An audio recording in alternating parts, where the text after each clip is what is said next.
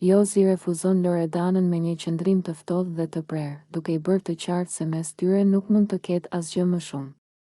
Loredana, nuk ka asnjë shans që unë të jem me ty, ti nuk je vajza që unë kërkoj, i thot ai me një ton të vendosur, duke e parë drejt në sy. Loredana, e cila nuk e priste një reagim kaq të ashpër, mundohet ta kuptojë se çfarë po ndodh. Po pse, çfarë ka ndodhur? Deri dje ishim mirë. I përgjigjet ajo me habi, por edhe me nervozizëm. Jozi tund kokën dhe buzëqesh me ironi. Të duket se ishim mirë?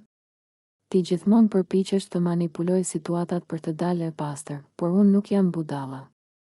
Nuk mund të qëndroj pranë dikujt që nuk është e sinqert. Loredana mërzitet dhe mundohet të justifikohet. Nuk është ashtu siç mendon ti, thjesht ndonjëherë më keq kupton. I thot ajo, duke tentuar të shpjegojë sjelljen e saj. Por Jozi nuk ndëron mendje.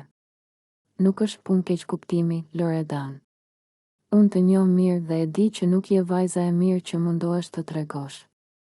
Ti e përdor çdo situatë për interesin tënd dhe unë nuk mund të duroj këtë më.